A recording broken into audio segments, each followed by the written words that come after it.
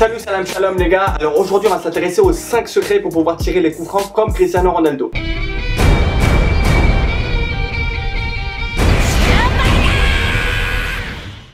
Et on va pas perdre plus de temps que ça, on va commencer directement avec le premier secret. Alors, première chose que vous faites après avoir déposé la balle au sol, lorsque vous voulez tirer comme Cristiano Ronaldo, c'est la prise d'élan. La prise d'élan débute quand on commence à reculer et s'arrête juste avant la frappe. Elle comporte donc 2 étapes, s'éloigner de la balle et s'approcher du ballon.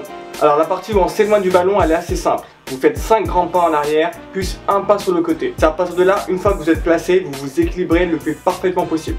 La partie où on s'approche du ballon, elle doit être accélérée. Vous commencez à vitesse lente et vous finissez à vitesse rapide. Pendant la course qui se rapproche du ballon, je vous la conseille de la faire sur la pointe des pieds. Arrivez près du ballon, le pied d'appui. Lorsque vous êtes droitier, c'est le pied gauche et lorsque vous êtes gaucher, c'est le pied droit. Lorsque vous vous approchez du ballon, il faudra poser le pied d'appui le plus proche de la balle. Cette phase de pose d'appui près du ballon est sûrement l'une des plus importantes. Elle va permettre le transfert de la vitesse que vous avez engrangée lors de la course au rapprochant du ballon à votre jambe qui frappe. Ce transfert se fera que si la pose de l'appui est efficace et solide. Il faut qu'il y ait un blocage au moment où vous posez le pied. Au moment où vous placez votre dernier appui près de la balle, il faut qu'il y ait un blocage de votre jambe. Il faut que ça s'arrête net. Sans ce blocage, si le blocage n'est pas efficace, si le blocage n'est pas solide, il y aura un mauvais transfert de la vitesse. Et s'il y a un mauvais transfert de la vitesse, il n'y aura aucune puissance dans votre frappe. A partir de là, on peut passer à un autre secret des coups francs de Cristiano Ronaldo qui sont les touchés de balle. Mais avant ça, un point très important sur lequel il est nécessaire de revenir. C'est la phase de concentration qui a lieu au milieu de la phase d'élan. C'est parti pour le secret numéro 2, la concentration. Alors je vous dis clairement, si vous n'êtes pas concentré lors de la frappe, votre tir ira nulle part. Il ira soit dans les tribunes, soit il restera au sol. Lorsque vous avez fini la phase d'élan s'éloignant du ballon, c'est à ce moment-là que votre concentration doit être à son maximum. Il faudra alors regarder là où vous tirez pour pouvoir l'imprégner dans votre tête. Une fois que c'est imprégné, vous quittez les yeux de la cible et vous regardez plus que la balle. À partir de ce moment-là, vous avez la cible en tête et vous regardez la balle. Vous avez que la cible en tête et rien d'autre. Lorsque vous regardez la balle, vous vous imaginez le geste que vous allez faire. Vous vous imaginez la course d'élan que vous allez faire, toutes les étapes que je viens de vous décrire pour la course d'élan et aussi toutes les étapes lors du toucher de balle. Vous imaginez aussi la façon dont vous allez prendre la balle. Durant cette phase de concentration, lorsque vous regardez la balle et que vous avez votre cible en tête, il faut penser à tous les gestes. Il faudra vous remémorer le moindre geste, tous les détails. Il faut penser à tous les détails. Vous remettez tout en tête. Une fois que c'est fait, une fois que vous avez calibré mentalement votre tir et que vous vous sentez prêt, vous vous sentez bien, vous pouvez vous lancer. Donc je résume cette phase de concentration, je regarde la cible le plus attentivement possible pour pouvoir l'imprégner dans ma tête. Ensuite je quitte la cible des yeux et je ne regarde plus que la balle. Je m'imagine tous les gestes à effectuer lors de la course d'élan et lors de la frappe, sans oublier le moindre détail. Et ensuite une fois qu'on est prêt, une fois qu'on se sent pouvoir la frapper, une fois qu'on est calibré mentalement, on s'élance. Une fois élancé, vous revenez à l'étape de prise d'élan en rapprochant du ballon, comme je l'ai énoncé à l'instant. Donc, vous avez posé et bloqué votre dernier pied d'appui près du ballon. On va désormais s'intéresser à comment prendre la balle, le toucher de la balle. Donc le secret numéro 3, le toucher de balle.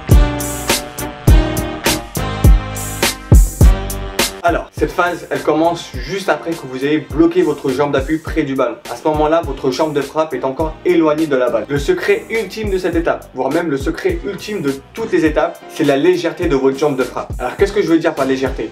C'est simple, il faut que vous soyez détendu. Il ne faut pas qu'il y ait un blocage au niveau des muscles de la jambe de frappe. Il faut que vous soyez détendu. Le plus important, ce n'est pas la puissance que vous allez mettre dans votre frappe. Ce n'est pas la puissance musculaire que vous allez mettre en jeu en contractant vos muscles. Loin de là. Le plus important, c'est la vitesse que vous allez donner à votre jambe. Et pour que la vitesse soit le plus optimale possible, il faut que votre jambe soit relâchée. Si votre jambe de frappe est relâchée et que vous êtes détendu, alors le transfert de vitesse qui a lieu grâce au blocage de votre jambe d'appui près de la balle pourra s'effectuer de façon optimale. La vitesse que vous avez engrangée lors de votre course pourra être transférée de façon optimale à votre jambe de frappe. Le plus important, c'est d'effectuer le geste le plus rapide possible.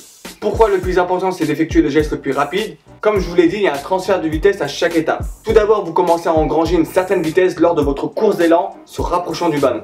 Cette vitesse-là est alors transférée grâce au blocage de votre jambe d'appui à votre jambe de frappe. Il faudra alors éviter de perdre la moindre vitesse pour pouvoir alors transférer la vitesse que vous avez dans votre jambe de frappe au ballon lors du contact avec la balle. Plus votre vitesse de votre jambe de frappe est élevée et plus la balle partira à une vitesse élevée. Donc si vous voulez donner de la puissance et de la vitesse à votre balle, ne misez pas sur la force musculaire mais plutôt sur la rapidité du geste. Ensuite, concentrons-nous au toucher de balle à proprement dit, au moment où votre pied touche la balle. Alors grâce au toucher de balle, on peut donner 2 types d'effets que Ronaldo donne souvent à ses frappes. Le premier effet est une balle qui redescend très vite après avoir passé le mur. Le deuxième effet est une balle qui est assez flottante et qui va avoir des mouvements assez archaïques, qui va aller à droite, à gauche, sans qu'il y ait de sens logique, mais qui ne va pas redescendre. Donc pour pouvoir donner un de ces effets là, faut toucher la balle avec le cunéiforme médial et intermédiaire. En d'autres mots, si on ne veut pas faire le bobo qui utilise les mots scientifiques, c'est la partie intérieure supérieure du pied. Lorsque cette partie là touche la balle, il faut effectuer un mouvement de fouetter. Lorsque vous êtes droitier, ce mouvement doit aller de la droite vers la gauche tout en avançant. Lorsque vous êtes gaucher, ce mouvement doit aller de la gauche vers la droite tout en avançant. Un mouvement de fouetter avec justement le cunéiforme médial et intermédiaire. Toucher la balle de cette manière va vous permettre justement d'avoir les effets que Ronaldo donne à ses coups francs. Mais sans les étapes précédentes, il n'y aura aucune précision et il n'y aura aucune puissance. Le quatrième secret est un secret qui se déroule plutôt pendant la phase de toucher de balle et aussi après le tir. Le plus important dans cette phase-là, c'est l'utilisation de la partie supérieure du corps.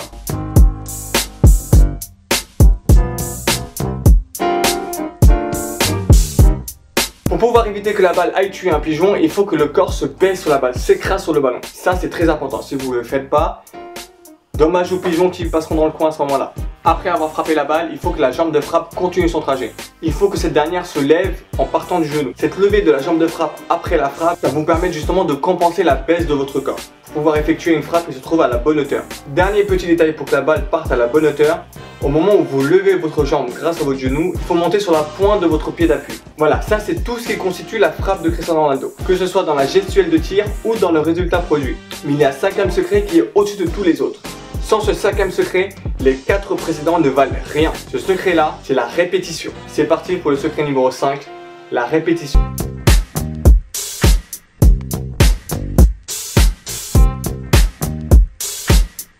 En plein match, vous n'avez qu'un seul essai pour pouvoir placer un coup franc comme Cristiano Ronaldo. Au moment où vous frappez votre coup franc lors de ce match, il faut que vous soyez sûr de pouvoir le mettre. Il faut que ce geste soit ancré en vous. Pour que ce geste soit ancré et consolidé en vous, il faut des milliers et des milliers et des milliers de répétitions. Des milliers de ballons qui partent en l'air, des milliers de ballons qui restent au sol. Il faut répéter, répéter, répéter, répéter. Si vous ne répétez pas les frappes, vous n'arriverez jamais à maîtriser cette manière de tirer. Cette façon de tirer est sûrement l'une des plus difficiles qu'il y a dans le football. Ronaldo a dû faire des milliers, des dizaines de milliers, voire des centaines de milliers de tirs pour pouvoir maîtriser ces tirs-là. Cette façon de tirer est la plus difficile mais aussi la plus capricieuse. Le moindre défaut de votre geste, le moindre défaut à une des étapes précédentes, le moindre petit défaut, un pied mal placé, une contraction trop forte de la jambe, le moindre petit défaut et c'est soit une balle qui va tuer des pigeons, soit une balle qui va pas quitter le sol. Donc il faut vraiment s'entraîner pour pouvoir la maîtriser et pour ne pas se ridiculiser en plein match. Parce que je vais pas vous mentir, si vous faites vraiment tout comme Cristiano Ronaldo pour pouvoir tirer un coup franc en plein match, les adversaires se moqueront de vous. Et si vous ratez, c'est fini pour vous, ça sera aussi les partenaires qui vont se moquer de vous. Et même, imaginons que vous arrivez à maîtriser ce geste-là comme Cristiano Ronaldo. La moindre faille dans votre concentration va entraîner un défaut dans votre geste. Voilà la famille, c'était les 5 secrets pour pouvoir tirer comme Cristiano Ronaldo. J'espère que cette vidéo sous forme de tuto un peu bizarre que j'aurais essayé de rendre le plus original possible vous a plu. Si ça vous a plu, n'hésitez pas à me donner dans les commentaires d'autres tutos à faire. Tirer comme Messi,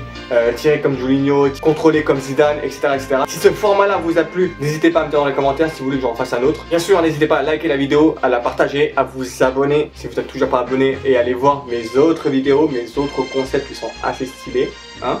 Je veux pas mentir, mais voilà quoi, et les gens aiment bien quoi, c'est les petits formats. Et moi sur ce la mif, je vous dis ciao.